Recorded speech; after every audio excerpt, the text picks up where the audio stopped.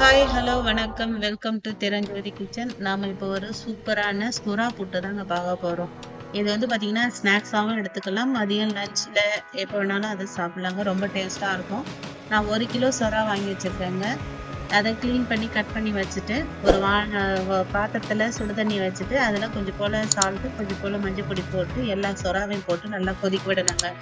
ஒரு 7 நிமிஷம் நல்லா கொதிச்ச பிறகு இப்ப பாருங்க இது மாதிரி வெந்துட்டு இப்ப எல்லாத்தையுமே எடுத்துட்டு நம்ம சூடு ஆறுன பிறகு இந்த தோலை உரிச்சு எடுக்கணுங்க. இந்த தோலோட போட்டோம்னா நர நரன்னு வாயில வந்து ஒரு மாதிரி மண்ணு பட்டுற மாதிரி இருக்கும். அந்த தோலை நீக்கிட்டு பண்ணீங்கன்னா நல்லா இருக்கும். ஹோட்டல்ல எல்லாம் வந்து ஒரு சில ஹோட்டல்ல இந்த தோலோடவே போடுறதுனால அந்த நர நரன்னு ஒரு மண்ணு கல்ற மாதிரி இருக்குங்க. இப்ப பாருங்க நல்லா ஆறிடுச்சு. இந்த ஸ்டேஜ்ல நாம இந்த தோலை வந்து உரிச்சு எடுத்துடணுங்க.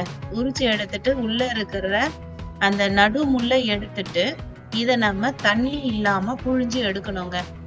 அது நல்லா நம்ம சாப்பாடுலாம் புழிஞ்சு எடுப்போம் இல்லைங்களா, தண்ணி சாதத்துல இருந்து அந்த மாதிரி இத தோலெல்லாம் உரிச்சிட்டு தண்ணியில புழிஞ்சு எடுத்துட்டு அதுக்கப்புறம் தான் நம்ம இந்த புட்டு செய்ய போறோங்க.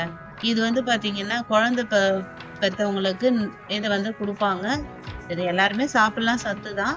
குழந்தை பிறந்தவங்களுக்கு பால் கிடைக்கும் அப்படின்றதுனால இதை வந்து செய்து கொடுப்பாங்க. இந்த மாதிரி நாம நடு எலும்பு மட்டும் எடுத்துட்டு எல்லாத்தையுமே புட்டு வச்சிடணுங்க. புட்டு வச்சுட்டு அப்படியே நீங்க போட்டீங்கன்னா அதுல இருக்கிற தண்ணி வந்து அப்படியே இதுவாகும். அதை வந்து நம்ம புழிஞ்சு எடுத்துட்டு இந்த மாதிரி உதுத்துணுங்க.